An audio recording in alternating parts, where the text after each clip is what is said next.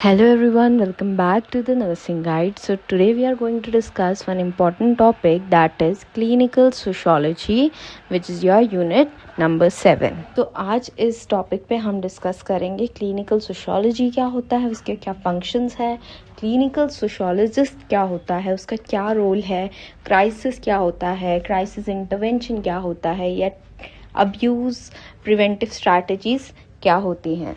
Introduction की बात करूँ तो इंट्रोडक्शन टू क्लिनिकल सोशोलॉजी हमने ऑलरेडी पढ़ा है.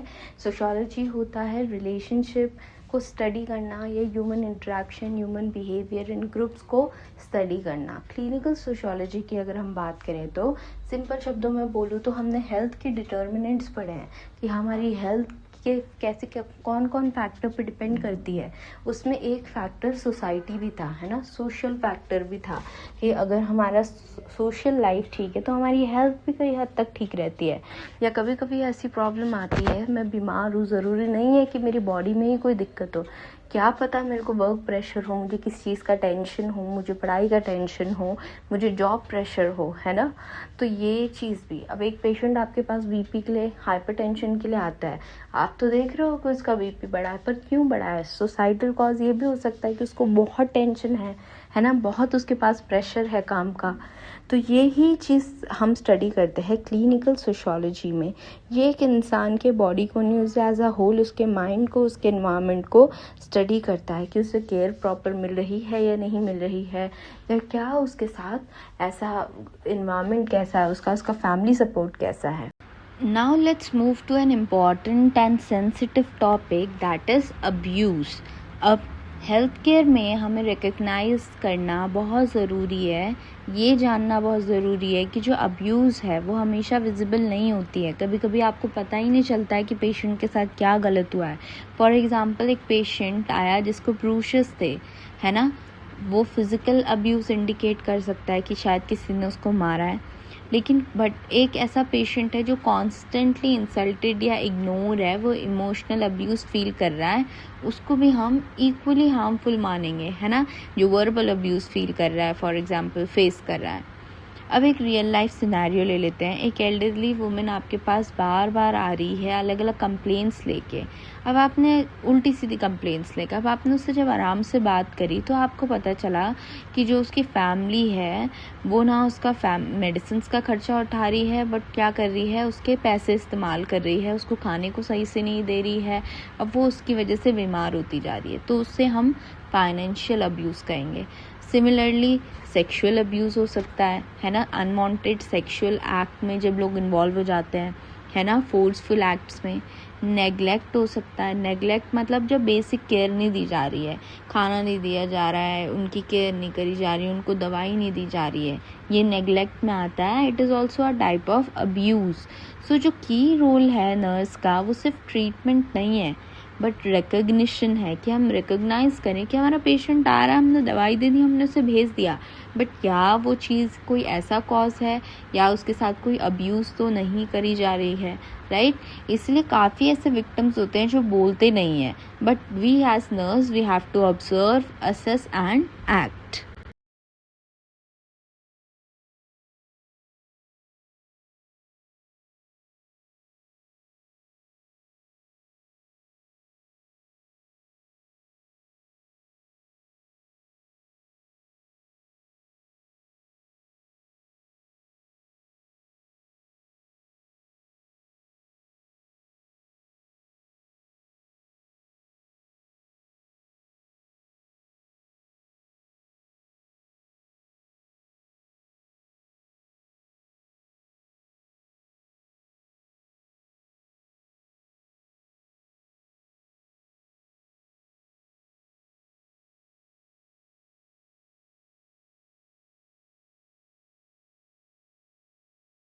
Next is people vulnerable to abuse. अब हर एक इंसान भी सेम रिस्क ऑफ अब्यूज़ पे नहीं होता है, राइट.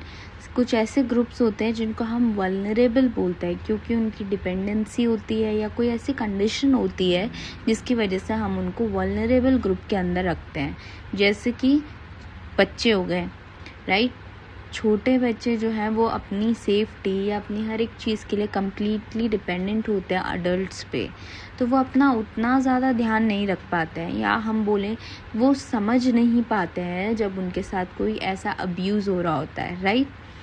एल्डरली पीपल, बुज़ुर्ग लोग हो गए हैं ना, जो फिज़िकली वीक हैं, वो समझ तो रहे हैं बट अब वो फिज़िकली वीक है, वो ना घर छोड़ के जा सकते हैं ना वो कुछ कर सकते हैं, तो वो क्या कर रहे हैं, वो अब्यूज़ को डर से या डिपेंडेंसी की वजह से साइलेंटली क्या कर रहे हैं, टॉलरेट कर रहे हैं। हॉस्पिटल प्रैक्टिस में आपने बहुत बार ऐसा देखा होगा, पेशेंट्स जो डिसेबिलिटीज़ से आते हैं उनके जो केयर गिवर हैं वो उनको एक बोझ समझते हैं और उनको नेग्लेक्ट करके रखते हैं। या फीमेल्स स्पेशली डोमेस्टिक सेटिंग्स में रिपीटेड वायलेंस फेस कर रही होती हैं, लेकिन वो सोशल प्रेशर की वजह से कि बाहर वाले क्या बोलेंगे या मैं कहाँ जाऊंगी या मेरे बच्चों का क्या होगा, उन चीज़ों की वजह से वो क्या करती है, उस चीज़ से बोलने से हेजिटेट करती है या बोलने से रुक जाती है। एक और ऐसा ग्रुप है जो सोशली आइसोलेटेड इंडिविजुअल्स, जिनका कोई सपोर्ट सिस्टम नहीं है या कोई उनको देखने वाला सुनने वाला नहीं है। नेक्स्ट होते हैं मेंटली इल पेशेंट्स, जो कि जिनको कोई विश्वास ही नहीं करेगा जिनकी बातों पे, वो सोचेंगे ऐसी तो बोल रहा है, इसकी तो समझ ही नहीं आती है। तो ये कुछ ऐसे वल्नरेबल ग्रुप्स होते हैं, बच्चे, बुजुर्ग लोग, disable patients, females, socially isolated. अब आता है सबसे मोस्ट इम्पॉर्टेंट क्वेश्चन कि हम इस अब्यूज़ को प्रिवेंट कैसे कर सकते हैं। प्रिवेंशन हमेशा तभी स्टार्ट होता है जब अवेयरनेस होती है। जब लोग अवेयर होते हैं तभी क्या कर पाते हैं, वो चीज़ों को रोक पाते हैं। फॉर एग्ज़ाम्पल, हमें फैमिलीज़ को एडुकेट करना है कि अगर आप अपने बच्चे पे चिल्लाओगे, इग्नोर करोगे, है ना, या बुज़ुर्गों को इग्नोर करोगे, तो वो भी एक अब्यूज़ होता है। फ़िज़िकल हार्म ही एक अब्यूज़ नहीं गिना जाता है, मेंटल टॉर्चर भी अब्यूज़ ही होता है, राइट। नेक्स्ट होता है एम्पावरमेंट। अगर हम इंडिविजुअल्स को उनको राइट्स के बारे में हम उन्हें बताएं और उनको कॉन्फिडेंस दिलाएं, तो वो क्या करते हैं, वो बोल पाते हैं। क्लिनिकल प्रैक्टिसेस में अगर हम ओपन कम्युनिकेशन को एनकरेज करें फैमिलीज़ के अंदर, इसकी वजह से क्या है, हिडन अब्यूज़ क्या है, कम होती है। अगर हम उन्हें बोलें कि आपको बोलना पड़ेगा, या आप पुलिस को रिपोर्ट करो, या आप हमें बताओ, या हम सपोर्ट करेंगे, अगर आप उनको ओपनली बोलोगे, उनका ऐसा ट्रस्ट बिल्ड कराओगे कि वो आपसे शेयर कर सकें, तो वो हिडन अब्यूज़ को क्या करती है, सामने लेके आती है और आगे रिड्यूस करती है। एप्लीकेशंस इन नर्सिंग, कहाँ हम क्लिनिकल सोशियोलॉजी को अप्लाई करते हैं। सबसे पहले पेशेंट को असेस करने में, जब हम पेशेंट को असेस करते हैं, हम उसकी हिस्ट्री लेते हैं, तभी क्या करते हैं, हम उससे उसके सोशल लाइफ के बारे में, उसके बैकग्राउंड के बारे में हम उससे कुछ क्वेश्चंस पूछते हैं। वहीं पे क्या है, ये अप्लाई करते हैं हम, ताकि हम समझ सकें कि उसका सोशल बैकग्राउंड कैसा है, कल्चरल बैकग्राउंड कैसा है, और उसकी प्रॉब्लम का कॉज क्या हो सकता है। सेकंड है उसकी केयर प्लानिंग को सपोर्ट करने के लिए, जब अब हमने उसकी प्रॉब्लम सुन ली है कि उसकी प्रॉब्लम मान लो इनइक्वालिटी है ना, उसको प्रॉपर न्यूट्रिशन नहीं मिल रहा है as compare to the other gender, या उसकी प्रॉब्लम फॉर एग्जांपल पॉवर्टी है या लिटरेसी है, कि पैसा तो है या खाना तो है बट उनको पता ही नहीं है कि न्यूट्रिशियस फूड है क्या या खाना क्या है ना। तो जब हम समझ जाते हैं कि इसकी प्रॉब्लम क्या है, तभी हम उसको क्या है, एक बेटर प्लान कर पाते हैं कि अब हमें पेशेंट को कैसे ट्रीट करना है। थर्ड है, ये एक पेशेंट काउंसलिंग में भी रोल प्ले करता है। जब हम उसको काउंसल करने जाते हैं, हमें पता है कॉज कहाँ से, हमें पता है वो उसका प्रॉब्लम पॉवर्टी है, उसका प्रॉब्लम फाइनेंशियल स्ट्रेस है, तो हम उससे उसी तरह डील करते हैं। हमें पता है कि ओके उसका फैमिली कॉन्फ्लिक्ट है, तो हम उसे उसी तरह काउंसल करते हैं, राइट। यहाँ पे हम क्लिनिकल सोशियोलॉजी को अप्लाई करते हैं। ये क्या करता है, रिसोर्स मोबिलाइजेशन में हेल्प करता है। रिसोर्स मोबिलाइजेशन मतलब फॉर एग्जांपल, मुझे पता है मेरा पेशेंट को कोई ऐसा डायग्नोस्टिक टेस्ट कराना है जो काफ़ी महंगा है ना, या फिर कोई ऐसा ट्रीटमेंट कराना है जो काफ़ी महंगा है। फॉर एग्जांपल कैंसर पेशेंट है, हमें उसको कीमोथेरेपी करानी है but he can't afford it, तो हम क्या करेंगे, हम बोलेंगे कहीं से भी करा के लाओ, या हमें नहीं पता, या तुम कहीं से पैसा लाओ, है ना। हमारे पास ये ऑप्शन नहीं होता है। वी एज अ नर्स हमें अपने पेशेंट की पूरी हेल्प करनी है। हमें उसे बताना है कि कुछ सपोर्ट ग्रुप्स ऐसे हैं जहाँ पे कम पैसों में आपका टेस्ट हो जाएगा, या कम पैसों में दवाई मिल जाएगी, या कीमोथेरेपी वो आपके लिए कर देंगे। तो हमें उसे क्या है, रिसोर्सेज के बारे में बताना है। और ये सब चीज़ें जब हम करेंगे तो ऑब्वियसली हमारी हेल्थ प्रमोट होगी और डिजीज़ को हम प्रिवेंट कर पाएंगे। तो इसी तरह से हम क्लिनिकल सोशियोलॉजी को नर्सिंग में अप्लाई करते हैं। अब अगर हम क्राइसिस की बात करें तो क्राइसिस सिर्फ एक कंडीशन नहीं है या एक स्ट्रेसफुल मोमेंट नहीं है। क्राइसिस एक ऐसी सिचुएशन है जहाँ एक इंसान अपना कोपिंग मैकेनिज़्म ही खो देता है। वो अपनी चीज़ से या अपनी परेशानी से, अपनी प्रॉब्लम से बाहर ही नहीं आ पाता। फॉर एग्ज़ाम्पल, अभी एक कोई पेशेंट है, मान लो, जिसने अपना लव्ड वन खो दिया एक्सीडेंट में। स्ट्रेस तो होगा, बट जैसे जैसे धीरे धीरे चीज़ें बढ़ेंगी और उसको वो फील होगा, वो लॉस, वो क्या होता जाएगा और लॉस्ट फील करेगा, कंफ्यूज फील करेगा, और वो समझ ही नहीं पाएगा उसे क्या करना है। उसी सिचुएशन को हम क्राइसिस कहते हैं। क्लिनिकल सेटिंग्स में आप ऐसे बहुत सारे पेशेंट देखोगे जिसने अभी फॉर एग्जांपल हमने उन्हें अभी बताया है कि उनको कैंसर है ना, या किसी ने सडन डिसेबिलिटी फेस करी है, किसी का हाथ कट गया है, किसी का एक्सीडेंट में पैर कट गया है, या कोई मेजर लाइफ लॉस उन्होंने एक्सपीरियंस किया है। अब इस टाइम पे सबसे ज़्यादा इम्पॉर्टेंट ये है समझना कि क्राइसिस जो है वो एक इंसान के नॉर्मल लाइफ बैलेंस को डिसरप्ट कर देता है। इसलिए वो कंफ्यूज्ड, एंग्शियस और हेल्पलेस फील कर सकते हैं, राइट। सो जो क्राइसिस है वो सिर्फ एक इवेंट नहीं है, वो क्या है, इनएबिलिटी टू कोप, है ना। एक ऐसी सिचुएशन है जहाँ पर्सन अनेबल हो जाता है कि वो क्या करे, कोप अप कर सके। क्राइसिस इंटरवेंशन की अगर हम बात करें, एज नर्सेज हमारा काम इस स्टेज पे बहुत क्रूशियल हो जाता है। हमें सिर्फ ऑब्जर्व नहीं करना है, हमें एक्टिवली पार्टिसिपेट करना है, एक्टिवली काम करना है। क्राइसिस इंटरवेंशन मतलब अब क्राइसिस के सिचुएशन में हमारा पेशेंट है, हमें उसको क्या करना है, सपोर्ट देना है। Crisis intervention is all about immediate and focused support. For example, एक पेशेंट इमरजेंसी वार्ड में आया है रोड ट्रैफिक एक्सीडेंट के बाद। अब वो बहुत रो रहा है, पैनिक कर रहा है, और आपके आंसर ही नहीं दे पा रहा। आप पूछ रहे हो कैसे हुआ, और कहीं लगी है, या और कुछ हुआ है, कैसे हुआ था, कहाँ जा रहे थे, कहाँ आ रहे थे, वो कुछ नहीं बोल पा रहा है ना। इसलिए उस टाइम पे अगर आप उसे बहुत लंबी चौड़ी एक्सप्लेनेशन दोगे, वो रोए जा रहा है, वो आपकी हेल्प नहीं करेगा। हेल्प क्या करेगा, सबसे पहले हमें उसे इमीडिएट सपोर्ट देना है, काम प्रेजेंस, रीअश्योरेंस की कोई बात नहीं, आप रो मत, ठीक हो जाएगा।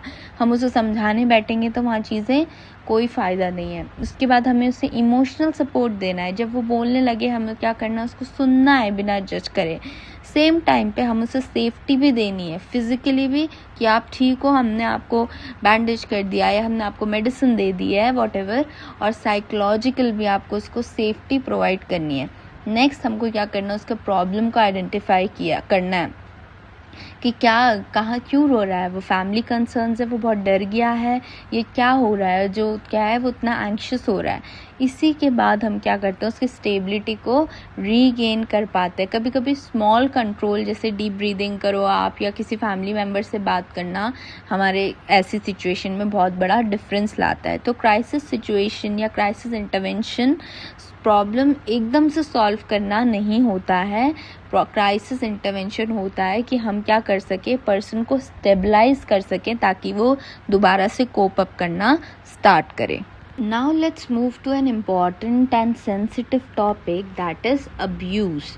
अब हेल्थ केयर में हमें रिकग्नाइज़ करना बहुत ज़रूरी है, ये जानना बहुत ज़रूरी है कि जो अब्यूज़ है वो हमेशा विजिबल नहीं होती है। कभी कभी आपको पता ही नहीं चलता है कि पेशेंट के साथ क्या गलत हुआ है।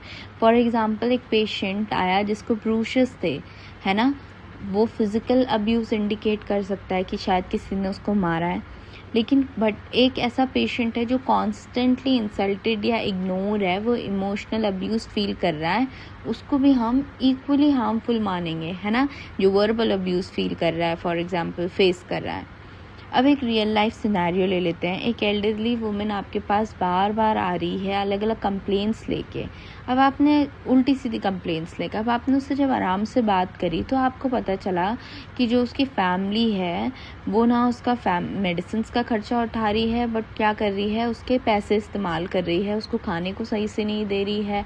अब वो उसकी वजह से बीमार होती जा रही है, तो उससे हम फाइनेंशियल अब्यूज़ कहेंगे। सिमिलरली सेक्सुअल अब्यूज़ हो सकता है ना, अनवांटेड सेक्सुअल एक्ट में जब लोग इन्वॉल्व हो जाते हैं, है ना, फोर्सफुल एक्ट्स में। नेगलेक्ट हो सकता है। नेगलेक्ट मतलब जब बेसिक केयर नहीं दी जा रही है, खाना नहीं दिया जा रहा है, उनकी केयर नहीं करी जा रही है, उनको दवाई नहीं दी जा रही है, ये नेगलेक्ट में आता है। It is also a type of abuse. So जो की रोल है नर्स का वो सिर्फ ट्रीटमेंट नहीं है बट रिकग्निशन है, कि हम रिकग्नाइज़ करें कि हमारा पेशेंट आ रहा है, हमने दवाई दे दी, हमने उसे भेज दिया, बट क्या वो चीज़ कोई ऐसा कॉज है या उसके साथ कोई अब्यूज़ तो नहीं करी जा रही है, राइट। इसलिए काफ़ी ऐसे विक्टिम्स होते हैं जो बोलते नहीं हैं, but we as nurse we have to observe, assess and act. Next is people vulnerable to abuse. अब हर एक इंसान भी सेम रिस्क ऑफ अब्यूज़ पे नहीं होता है, राइट। कुछ ऐसे ग्रुप्स होते हैं जिनको हम वल्नरेबल बोलते हैं क्योंकि उनकी डिपेंडेंसी होती है या कोई ऐसी कंडीशन होती है जिसकी वजह से हम उनको वल्नरेबल ग्रुप के अंदर रखते हैं। जैसे कि बच्चे हो गए, राइट। छोटे बच्चे जो हैं वो अपनी सेफ्टी या अपनी हर एक चीज़ के लिए कम्प्लीटली डिपेंडेंट होते हैं अडल्ट्स पे, तो वो अपना उतना ज़्यादा ध्यान नहीं रख पाते हैं, या हम बोलें वो समझ नहीं पाते हैं जब उनके साथ कोई ऐसा अब्यूज़ हो रहा होता है, राइट। एल्डरली पीपल, बुज़ुर्ग लोग हो गए, है ना, जो फिज़िकली वीक हैं, वो समझ तो रहे हैं बट अब वो फिज़िकली वीक है, वो ना घर छोड़ के जा सकते हैं ना वो कुछ कर सकते हैं, तो वो क्या कर रहे हैं, वो अब्यूज़ को डर से या डिपेंडेंसी की वजह से साइलेंटली क्या कर रहे हैं, टॉलरेट कर रहे हैं। हॉस्पिटल प्रैक्टिस में आपने बहुत बार ऐसा देखा होगा, पेशेंट्स जो डिसेबिलिटीज़ से आते हैं उनके जो केयर गिवर हैं वो उनको एक बोझ समझते हैं और उनको नेग्लेक्ट करके रखते हैं। या फीमेल्स स्पेशली डोमेस्टिक सेटिंग्स में रिपीटेड वायलेंस फेस कर रही होती हैं, लेकिन वो सोशल प्रेशर की वजह से कि बाहर वाले क्या बोलेंगे या मैं कहाँ जाऊँगी या मेरे बच्चों का क्या होगा, उन चीज़ों की वजह से वो क्या करती है, उस चीज़ से बोलने से हेजिटेट करती है या बोलने से रुक जाती है। एक और ऐसा ग्रुप है जो सोशली आइसोलेटेड इंडिविजुअल्स, जिनका कोई सपोर्ट सिस्टम नहीं है या कोई उनको देखने वाला सुनने वाला नहीं है। नेक्स्ट होते हैं मेंटली इल पेशेंट्स, जो कि जिनको कोई विश्वास ही नहीं करेगा जिनकी बातों पे, वो सोचेंगे ऐसी ही तो बोल रहा है, इसकी तो समझ ही नहीं आती है।